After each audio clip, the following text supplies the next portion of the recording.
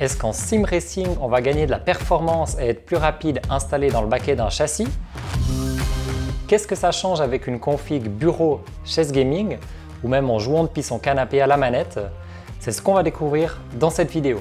Et que vous soyez débutant en train de découvrir le sim racing ou déjà confirmé et que vous hésitez à passer sur un châssis ou du matériel plus haut de gamme, eh bien vous êtes au bon endroit. Je vous partage ici mon retour d'expérience après avoir passé par toutes ces étapes ces 20 dernières années pour arriver il y a quelques mois au châssis que je vous présenterai en fin de vidéo. Et vous serez peut-être surpris avant ça de voir la différence de chrono avec un petit test comparatif bureau vs châssis.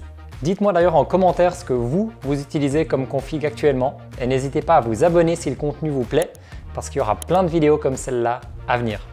Moi c'est Anthony pour la chaîne AD Sim Racing, une nouvelle chaîne YouTube sur le sim racing et pilotée en Suisse. Je suis super heureux de pouvoir vous proposer cette première vidéo pour pouvoir partager cette passion, échanger dans les commentaires et aider j'espère quelques personnes dans leur choix ou leur progression. Allez, sans tarder, je vous lance un petit générique et départ.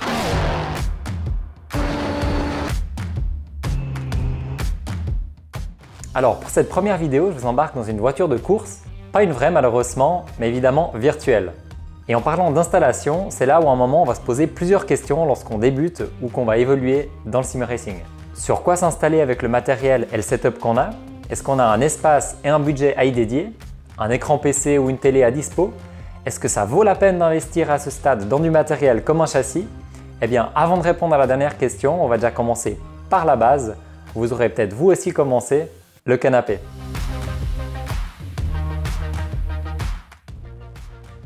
Alors, quand on débute les jeux de voiture, sur console en particulier, on va probablement le faire dans son salon, comme ici, et s'asseoir sur ce qu'on a à dispo, généralement un canapé. Sur console, on retrouvera bien sûr les titres de course les plus populaires, comme celui-ci par exemple, avec lequel j'ai commencé sur Xbox au début des années 2000. Ouais, ça commence à remonter déjà un peu. Le classique Gran Turismo, F1 23, Assetto Corsa Competition, Dirt Rally, etc. Ça va donc être des jeux plutôt arcade ou simcade qui sont notamment conçus pour être joués à la manette. Et donc ce sera parfait pour s'amuser et apprendre les bases de la course avant de basculer sur des jeux plus poussés en simulation, qui sera aussi possible de jouer à la manette certes, mais qui demanderont idéalement d'adapter son install et son matériel parce qu'à moins d'être expert du joystick, la manette c'est généralement des petits à-coups et un bon manque de précision. Un bon test pour voir ça, c'est par exemple de tester Monaco avec une Formule 1.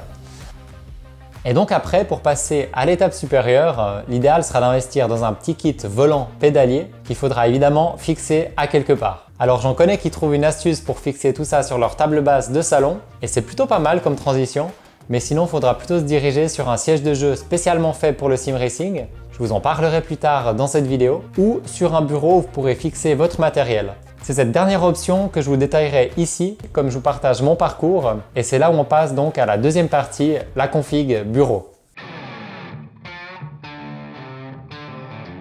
Et alors là, ça devient différent, puisqu'évidemment, vous pourriez installer un setup volant pédalier et vous mettre devant votre écran télé ou un ordinateur pour bénéficier d'un premier avantage, probablement le plus important dans les jeux de course, des sensations de conduite. Avec un premier senti de voiture plus réaliste dans les mains et sous les pieds grâce à votre setup que vous pourrez faire évoluer aussi au fil du temps. Un autre avantage, vous serez généralement dans un endroit plus calme pour pratiquer. Si vous êtes dans un bureau par exemple, comme ici, il n'y aura pas quelqu'un qui vient de demander la télécommande alors que tu es en plein milieu d'une course. Ensuite, deux autres avantages, si je les prends par rapport à un châssis, c'est la place et les coûts. Puisque bien sûr, ça prend moins d'espace qu'un châssis et c'est tout ça qu'il ne faut pas dépenser non plus pour pouvoir déjà parfaitement bien jouer sur tous les jeux de sim racing. Pour ma part, j'ai installé mon premier setup sur bureau quand j'étais encore étudiant et j'ai roulé une dizaine d'années avec mon ordi portable de course, comme celui qui est derrière moi, un petit volant Logitech que j'installais et désinstallais à chaque fois.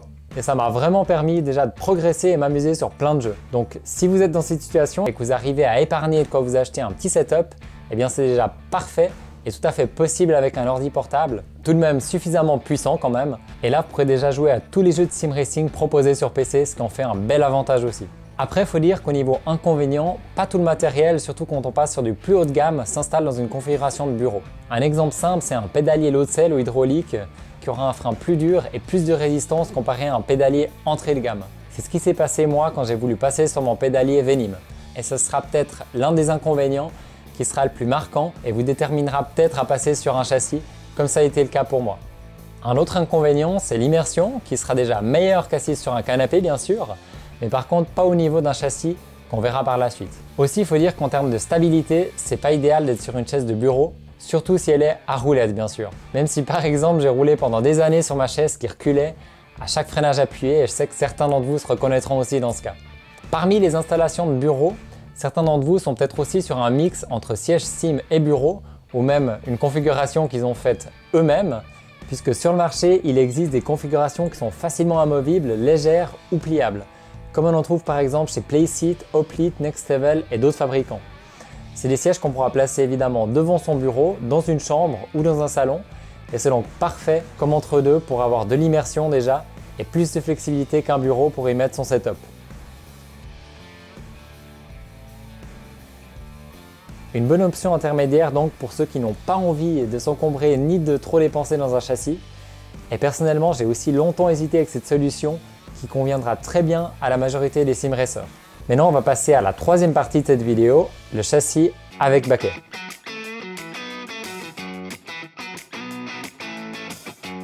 Lorsqu'on arrive du bureau et qu'on se retrouve ici, il faut dire que c'est quand même un gros changement. Parce que même si on est toujours devant un écran et ses jeux favoris, il y aura déjà passablement de réglages à faire pour installer son setup, pédalier volant, sa souris, son clavier, son écran ou ses écrans. Mais directement avec cette personnalisation et le siège qu'on aura choisi, on est plongé dans quelque chose de différent. Et c'est le premier avantage qui, je trouve, définit l'un des intérêts principaux d'un châssis, l'immersion.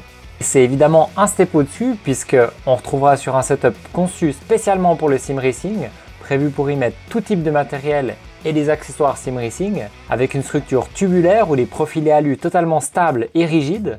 Ensuite, en termes d'évolution et de progression, un châssis va offrir la possibilité de développer très facilement son matériel pour arriver sur quelque chose de plus haut de gamme. Et personnellement, c'est l'une des raisons principales qui m'a fait choisir un châssis, parce que au-delà de vouloir une structure plus stable et immersive que ma chaise de bureau à roulettes, je voulais passer sur un pédalier plus haut de gamme et bientôt sur un direct drive. Tout ça pour améliorer bien sûr mon expérience en jeu. Et si vous êtes dans cette situation, c'est vraiment quelque chose qui appuiera en faveur d'un châssis. Alors les cockpits c'est génial, mais comme vous l'imaginez, c'est aussi quelques concessions. De la place d'une part, même parfois beaucoup de place, ça dépend du modèle que vous choisissez. Même si tu peux mettre ton châssis sur des roulettes ou essayer de le réduire dans un endroit moins utilisé de ta maison. Ensuite, par rapport à une install bureau ou un siège de jeu, c'est un investissement quand même important pour avoir le tout selon le matériel que tu choisis. Puisqu'il faudra un support écran, un siège plus ou moins qualitatif et quelques accessoires pour sa souris, son clavier et le reste. Et finalement, ça demande quand même un peu de travail à monter, régler, entretenir pour arriver au setup qui vous conviendra parfaitement avec son matériel. Alors pour résumer ces trois manières de s'installer pour le sim racing, on peut dire que le canapé est idéal pour découvrir le monde des jeux de course. C'est une bonne occasion pour apprendre les bases du pilotage sur console notamment, et voir si ça vous plaît aussi. Et si c'est le cas, alors une bonne solution pour progresser pendant des années sera d'investir dans du matériel, un premier setup et s'installer sur un plan fixe comme un bureau ou un siège de jeu spécialement fait pour le sim. Et alors là, l'immersion et les sensations seront déjà bien meilleures et vous pourrez élargir votre choix de jeu de simulation.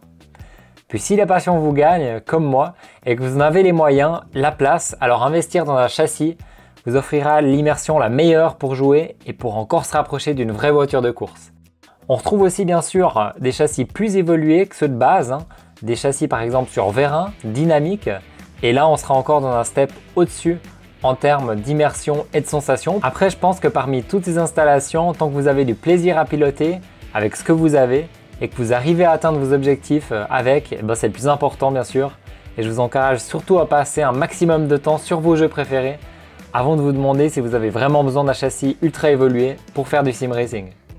Bon alors, après avoir vu ces trois installs et au-delà des avantages de chacun, qu'est-ce que ça donne au chronomètre et en consistance concrètement sur la piste?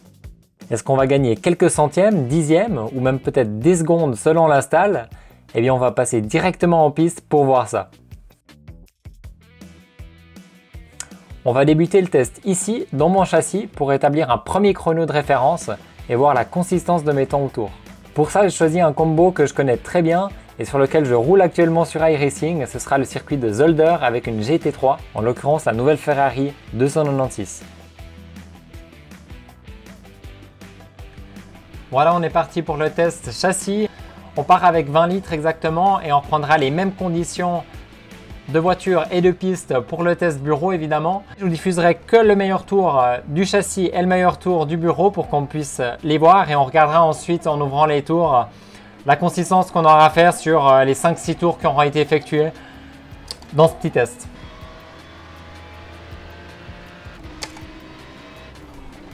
Pour faire quelques commentaires sur ce tour installé dans le châssis, il faut dire qu'il n'est pas parfait avec quelques imprécisions et petites hésitations notamment sur certaines entrées de virage comme celle à la première chicane serrée.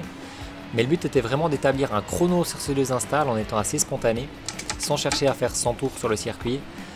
On voit le delta qui est quand même assez élevé avec des chronos un peu irréguliers, notamment sur cet enchaînement droite-gauche où on accumule près de 3 dixièmes de retard sur le tour précédent. Mais on reste quand même au final sur un temps acceptable, on verra à la fin.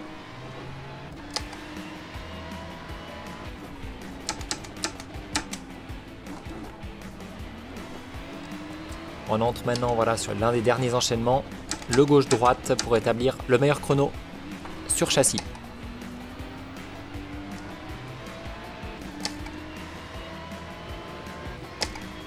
Alors voilà, ça ce sera mon meilleur temps.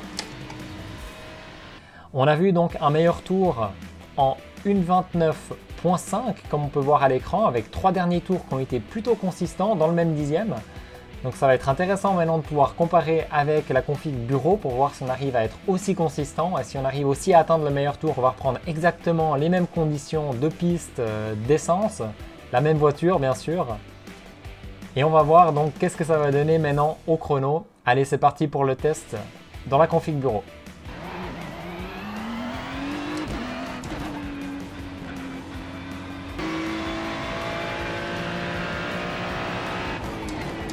Voilà, on est maintenant embarqué sur le meilleur tour avec la config bureau. On voit tout de suite un delta assez important parce que le dernier tour était assez lent en 1:30.6. J'attaque pas mal sur la suite du circuit pour compenser ça et trouver un peu plus de précision sur les freinages. Parce que j'ai un autre pédalier que celui utilisé sur châssis, je vous en parlerai juste après dans la vidéo.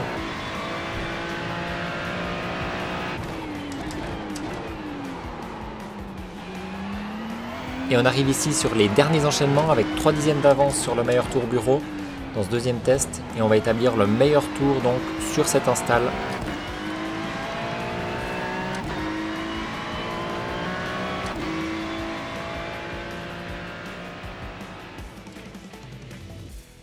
Voilà, on vient de terminer il y a quelques instants ce petit test comparatif en piste. Je précise que j'ai roulé un peu plus d'une heure sur plusieurs circuits pour m'habituer à mon install bureau. On a vu que j'ai pas tout à fait réussi à établir mon chrono sur le circuit de Zolder réalisé sur châssis, puisque mon meilleur tour sur bureau a été en 1:29.8, soit 3 dixièmes de plus.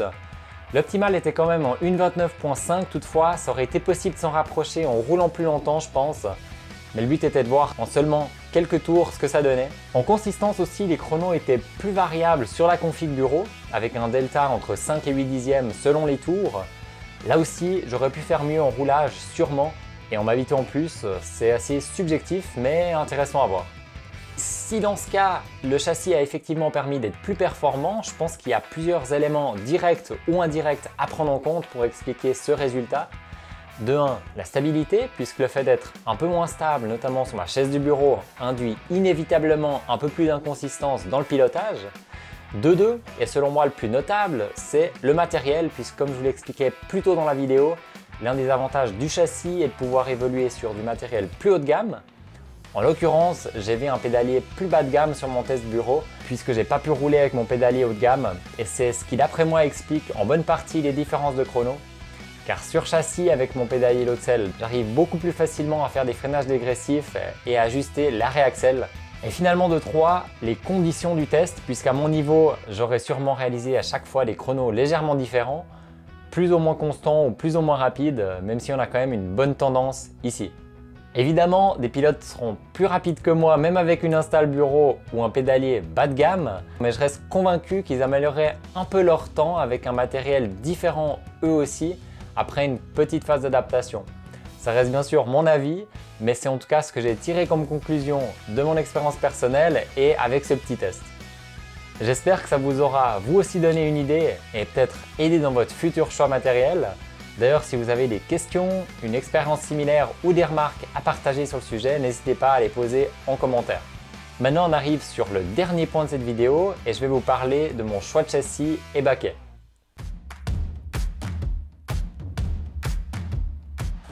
Alors pour ma part, j'ai choisi de partir sur un châssis profilé alu de la marque Simlab, plutôt situé en entrée de gamme dans cette marque. Il s'agit du modèle GT1 Evo. Je trouve que c'était un choix avec un très bon rapport qualité-prix et ça s'est tout de suite confirmé en le recevant et après le montage. C'est un châssis de très belle qualité, super stable, qui est simple et que je trouve très joli en Normat. Avant de l'acheter, j'avais comparé plusieurs marques et je me suis rendu compte qu'au final les châssis sont assez similaires d'une marque à l'autre. J'hésitais par exemple avec les marques Track Racer ou Airseat qui font aussi d'excellents châssis pour les tarifs à peu près les mêmes. Et au final, je suis très content de ce choix. D'ailleurs, je parlerai plus en détail de ce châssis et pourquoi je l'ai choisi plutôt qu'un autre dans une vidéo review dédiée qui arrivera sur la chaîne. Donc évidemment, pour le choix du châssis, si vous êtes en phase de recherche ou que vous y réfléchissez pour le futur, il y a plusieurs critères importants à prendre en compte d'après moi. Tout d'abord, le budget, ce qui vous guidera dans une gamme et un type de modèle particulier selon le tarif que vous visez. La construction du châssis, tubulaire ou profilé par exemple, ou encore ses dimensions, selon la place que vous avez à disposition et la manière dont vous voulez le placer ou le déplacer, puisqu'un châssis peut être très différent selon sa structure et ce critère de construction est aussi important à jauger selon le matériel base volant pédalier que vous voulez y installer, puisque l'épaisseur du châssis jouera un rôle sur sa stabilité. L'esthétique sera aussi évidemment à prendre en compte pour ceux qui y sont sensibles. On trouve plein de designs différents et pas tous les châssis s'intègrent super bien dans une chambre ou un salon. Et finalement, un quatrième point que j'ai noté, c'est les accessoires qui seront liés au châssis que vous choisirez et qui pourront guider son évolution. La personnalisation que vous souhaiterez en faire, c'est donc aussi un critère à prendre en compte selon comment vous voulez le faire évoluer au fur et à mesure des années. Voilà, on arrive au terme de cette vidéo, j'espère qu'elle vous aura plu. Si c'est le cas, n'hésitez pas à y mettre un petit like et vous abonner. Ça m'aidera beaucoup à développer la chaîne comme elle est nouvelle et vous proposer plein de contenus comme celui-là. D'ici là, je vous souhaite plein de belles courses et surtout du plaisir. On se retrouve bientôt pour une prochaine vidéo. Alors je vous dis à bientôt. Ciao!